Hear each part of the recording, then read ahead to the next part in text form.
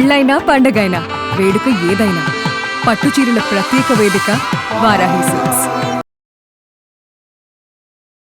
Hello Sravanthi, ఏంటి phone చేసావు? ఎప్పుడు చేయండి? నీకు ఇష్టమైన కూర చేసిన, ములక్కడ సాంబార్ చేసిన, తిన్నావా? అబ్బో, చాలా చేసావు నా కోసం. తినాలే. ఏంటి ఫోన్ చేసావు చెప్పు. నచ్చిందా నీకు? సర్లే, ఏంటి అన్నయ్యతో ఏమైనా పని ఉందా? నాకు బిస్కెట్ వేసుకున్నావు. ఒక మాట చెప్పాలని చేశాను. నువ్వు ఇంట్లో ఎట్లయినా టైం ఇయ్యవు కదా. అసలు ఏం చెప్పాలనుకుంటున్నావు చెప్పు. ఇప్పుడు మన ఇద్దరి మధ్యలో మీ అన్నయ్య నలుగుతున్నాడు. నేను నీకు చాలా అన్నయ్యకి ఏమైంది? అన్నయ్య చాలా బాగున్నాడుగా. అన్నయ్య బాగున్నాడని నీకు అనిపిస్తుంది, నాకు అర్థమవుతుంది.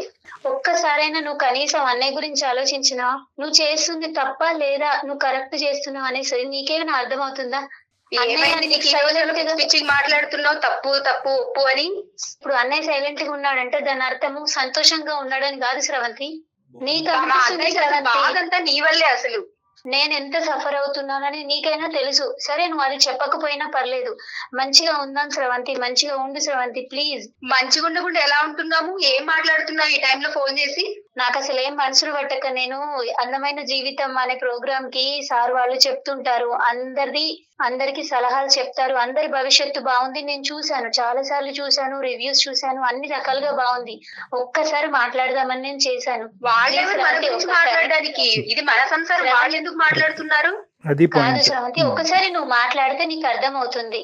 ఒక్కసారి నువ్వు మాట్లాడండి. అసలు ఇవన్నీ ఎలా చేస్తున్నావు? అసలు నీకు ఎవరు చెప్పారు ఇలా చేయమని? అలా చేయమని తనకి అంటే ఇప్పుడు ఒకటమ్మా, ఎవరు శ్రవంతి, 1 మినిట్ అమ్మా, నువ్వు నర్సువి, నేను డాక్టర్ని. సో కాస్త మన ఇద్దరం ఒక లెవెల్లో మాట్లాడుకోవచ్చు మనం. ఓకే, మన ఇద్దరం మెడికల్ ప్రొఫెషనల్, మన అందరి మీద ఒక బాధ్యత ఉంటుంది. అందులో ప్రధానంగా ఉండవలసింది ఓపిక, ఓర్పు, సహనం అనేటటువంటిది. నీకు ఆ సహనం ఉంది. ఒక 2 నిమిషాలు ఒక సహనంతో నేను చెప్పేటటువంటి 2 మంచి మాటలు వింటామనే ఉద్దేశంతో ఈ స్వేచ్ఛని తీసుకుని మేము బ్యాక్గ్రౌండ్లో ఉండి ఆ అమ్మాయిని మాట్లాడమని చెప్పామమ్మా. తప్పైతే క్షమించు. ఒక్క చిన్న మాట అమ్మా, ఒక 5 నిమిషాలు మాట్లాడావు తల్లి. వదిన అనే మాట అనలేదేంటమ్మా? ఆవిడ మీ వదిన కాదా? 20 సార్లు శ్రవంతి. నో అలా అనట్లేదు, జస్ట్ ఒక క్యాజువల్ డౌట్ నేను అడిగానమ్మా. అంటేనే ప్రేమ ఉన్నట్ట, లేకపోతే ప్రేమ కాదు. అట్లీస్ట్ వదిన అనాలి, లేదంటే సుప్రియ అనాలి. ఆ అమ్మాయి కష్టపడి ఒక 2 కూరలు చేసి రుచిగా ఉందా అని అడిగింది. అదేదో బూతుమాటలాగా అది తీసి పక్కన పెట్టు, నాకు బిస్కెట్ వేస్తున్నావు. ఇప్పుడు ఫోన్ చేయని ఆవిడ ఫోన్ చేసి నాతో మాట్లాడుతుంది. అమ్మ నోనో, నేను ఒక్క ప్రశ్న నేను అడుగుతాను. ఆవిడ ఎవరమ్మా నీకు? వదిన అవుతుంది. అంటే తల్లి తర్వాత తల్లి కదా? కాదండి, నాకు అర్థం అవ్వలేదు. తనకి ఏం సమస్య ఉందని అసలు మీ దాకా వచ్చింది, నాకు అర్థం అవ్వట్లేదు. అమ్మ ఏమీ లేకుండా అయితే మా దగ్గర వచ్చి ఉండదు కదమ్మా. అసలు మా అన్నయ్య ఒక రాణి లాగా చూసుకుంటున్నాడు. అన్నయ్య చూసుకునేవాడు. బయటికి వెళ్ళట్లేదు, హ్యాపీగా ఇంట్లో ఉంటుంది. నేను కష్టపడుతున్నా, మా అన్నయ్య కష్టపడుతున్నాడు. తను హ్యాపీగానే ఉంటుంది కదా. ఏ సమస్య ఉందని నీ దాకా వచ్చింది? నీ గురించి ఏమీ వ్యతిరేకంగా చెప్పలేదు ఆ అమ్మాయి. ఆ అమ్మాయి ఒకే ఒక మాట అంది, ఏమండి నేను ఎంత బాధపడినా, నేను ఎంత అనుభవించినా కూడా ఈరోజు ఆ అమ్మాయి రేపొద్దున వేరే ఇంటికి వెళ్ళవలసినటువంటి అమ్మాయి కొద్ది సున్నితత్వం అనేది నేర్చుకుంటే మంచిది, కొద్దిగా ఆలోచన అనేది మంచిది, ఒక మానవత్వంతో ఆలోచించడం అనేది మంచిది, కొద్దిగా సాఫ్ట్గా ఉండాలి ఆవిడ. అది నేర్పించడానికి నేను ట్రై చేస్తుంటే కనుక రామ అంటే బూతులాగా ఈ అమ్మాయి నామే తిరగబట్టడం మొదలుపెట్టింది. రేపొద్దున ఆ అమ్మాయి భవిష్యత్తు గురించి ఆలోచిస్తూ నాకు బాధగా ఉందని చెప్పి నీ భవిష్యత్తు గురించి మాకు చెప్పిందమ్మా. అంటే ఇప్పుడు తను మంచి నేర్పిస్తే నేను నేర్చుకునే పొజిషన్ లో తప్పే ఉందమ్మా? సారీ, తప్పే ఉందమ్మా. పెద్దదే కదా ఆవిడ. ఈ రోజు నువ్వు ఒక ఇంటి నుంచి వచ్చేసావు, ఏ కారణం చేసి వచ్చేసావు అనేటటువంటి మాట నేను మాట్లాడిన ఈ రోజు. కానీ అక్కడి నుంచి నువ్వు వచ్చావు అంటే కనుక నీ సైడ్ ఏ తప్పు లేకుండా నువ్వు ఈ రోజు ఇక్కడికి రాలేదమ్మా. రేపొద్దున ఆ తప్పు సరిదిద్దుకోవాలి అనేటటువంటిది బుద్ధి చెప్పేటటువంటి స్థానంలో ఒక తల్లి పాత్రలో నీకంటే 2 years పెద్ద ఆమె. నేను మా అన్నయ్య వాళ్ళ ఇంట్లో ఉండడం తప్పంటారా? నువ్వు ఏలికేస్తే కాలికేస్తున్నావు తల్లి, కాలికేస్తే ఏలికేస్తున్నావు. ఆ అమ్మాయి మాట్లాడేటటువంటి మాటలు మేమేమి బ్లైండ్ గా నమ్మేసి నీ దగ్గర రాలేదు. ఈ అమ్మాయితో నీకు ప్రాబ్లం ఏంటి? ఈ అమ్మాయి ఏమైనా నీకు ఇబ్బంది? నాకేం ప్రాబ్లం లేదు కాబట్టి నేను సైలెంట్ గా ఉన్నానండి. తనకేం ప్రాబ్లం వచ్చిందని మీ దాకా వచ్చింది కాదు. మీరు అంటున్నారు కదమ్మా, ఆ అమ్మాయికి ఏ ఫుల్ టైం జాబ్ లేదు, మేమే బయటకు వెళ్ళి కష్టపడుతున్నాం, ఈ అమ్మాయికి ఇంట్లో తిని పడుకుంటుందని అంటున్నావు కదా. మరి ఇంకేం కావాలండి? చాలా ప్రశాంతంగా ఉంది కదా. మీకు బాక్సుల్లోకి అన్నం కూర ఎవరు ఇస్తున్నారమ్మా? ఎలా వచ్చేస్తున్నాయి? వాటంతా అవి నడుచుకుంటూ వచ్చేస్తున్నాయా? మీ బట్టలు కబోర్డ్ లోకి, నేను ఒక్క మాట చెప్తా వినమ్మా, కబోర్డ్ లోకి బట్టలు వాటంతటా వాటికి వెళ్ళిపోతున్నాయా? గిన్నెలు వాటంతటా అవే శుభ్రంగా అయిపోతున్నాయా? ఇంట్లో పని అంతా ఎవరు చేస్తున్నారు? అదేనమ్మా, నువ్వు చేసే పని నువ్వు చేస్తుంటే తను చేసే పని తను చేస్తా ఉంది కదా. అమ్మ, subject is not about employment. Yes, ఏమండి మేడం గారు, మనం పని సబ్జెక్ట్ ఇస్ గురించి నాట్ అబౌట్ మాట్లాడట్లేదు ఎంప్లాయ్మెంట్. ఇక్కడ. ఈ అమ్మాయికి మీరు వచ్చిన తర్వాత మీ అన్నయ్య మీ వదిన ఎలా ఉన్నారు, మీరు రాకముందు మీ అన్నయ్య వదిన ఎలా ఉన్నారు అనేది మీ కళ్ళకు కనిపించట్లేదా? వాళ్ళు ఇబ్బంది వాళ్ళు పడుతున్నారా? చాలా హ్యాపీగానే ఉన్నారండి. అది అందరూ మీరు హ్యాపీగా అనుకుంటే ఉన్నారు ఎట్లాగా? ఇంట్లో. That is something that you are thinking madam, you are thinking it that way. ఇక్కడ మీరు బరువు అయ్యారనో, మీరు అనవసరమైనటువంటి ఇంట్లోకి వచ్చేసి సమస్యలు తెస్తున్నారు అని చెప్పి మేము వేలెత్తి చూపెట్టట్లేదు. ఎవరి పని వాళ్ళు చేసుకుంటే కనుక, ఈడు జోడుగా అందరూ హ్యాపీగా ఉంటే కనుక ఈ కుటుంబంలో ఏమీ లేదు. అంటే కొత్త జీవితాన్ని ప్రారంభించాలి అనే ఆలోచన చేసుకో అని అనటం తప్పమ్మా? అసలు మీకు అలాంటి ఆలోచన అవును లేదా? మేడం, అది నా డెసిషన్ కదా. వాళ్ళు బరువు అయిపోతున్నారా? మా అన్నయ్య ఏ రోజు నేను బరువు అని చెప్పలేదు. ఈవిడికి ఎందుకు బాధ వచ్చింది? దీన్ని బరువుగా ఎలా తీసుకుంటావు తల్లి?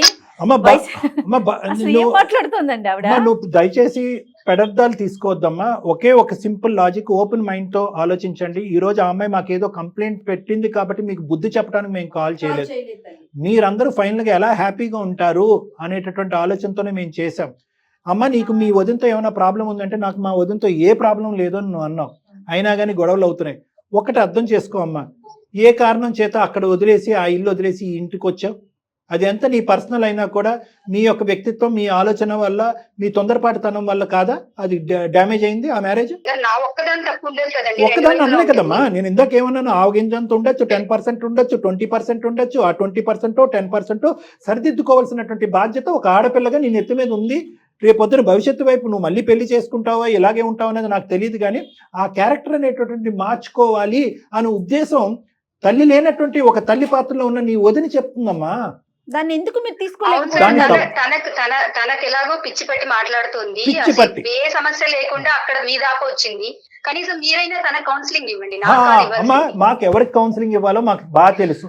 మేము మీ ఇద్దరు సంభాషణలో విన్నటువంటి 10 minutes లో ఎవరి పాత్ర ఏంటి అనేది చాలా క్లియర్ కట్ గా అర్థం అవ్వాలనే ఉద్దేశంతోనే ఆ అమ్మాయికి మేము ఏం చెప్పామంటే, you start the conversation, don't declare that we are in the background. మీ వెనకాతలు ఉన్నామని చెప్పకుండా మాట్లాడు.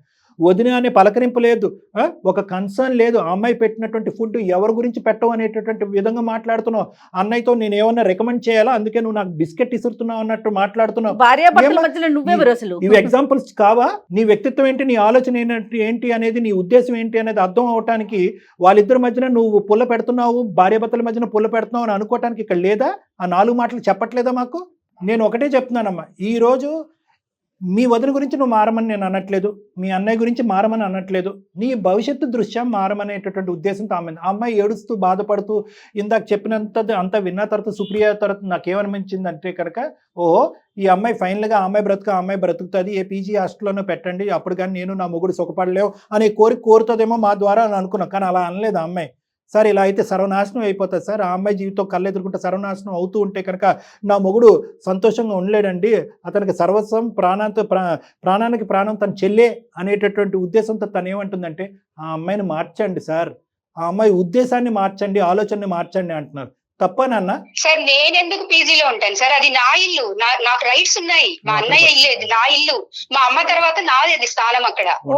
బయట నుంచి వచ్చింది ఆ అమ్మాయి. కావాలి ఆ అమ్మాయికి అంతగా కష్టంగా ఉంటే తను వెళ్ళిపోమనండి, అన్నయ్యని వదిలేసి విడాకులు ఇచ్చి వెళ్ళిపోమనండి.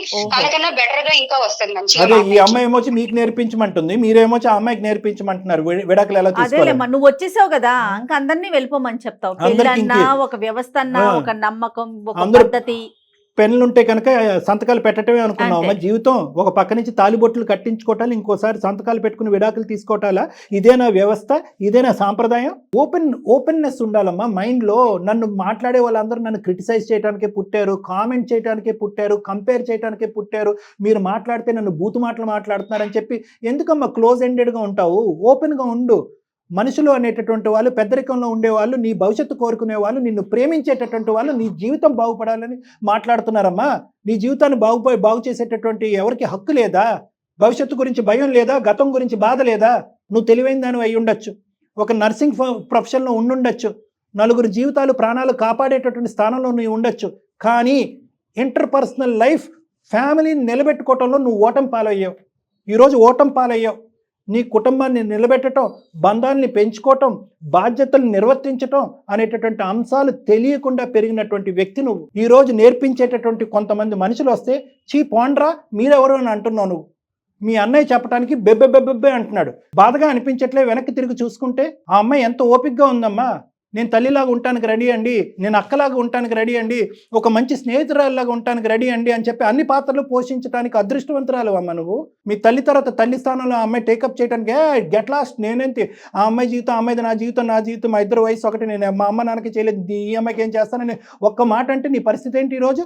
2 నిమిషాలు పడుతుంది ఆ అమ్మాయికి మీ అన్నయ్య చేత నీ వీపు పగలు కొట్టించడానికి. నిజంగా నేను చెప్తున్నాను, ఈరోజు 2 నిమిషాలు చాలు. నా పర్సనల్ లైఫ్ చాలా డిస్టర్బ్ అయింది, అది నాకు తెలుసు, నేను కూడా నా చేతులారా చేసుకున్నాను. ఎక్కడ ఏది నాది తప్పు అని ఎవరు వేలెత్తి చూపిస్తారో అనే ఒక టెన్షన్, నాలో భయం అన్ని ఉండిపోయాయి. నేనే తప్పు చేశానంటే మాత్రం ఒప్పుకోను. సరే నన్ను ఏం చేయమంటారో చెప్పండి.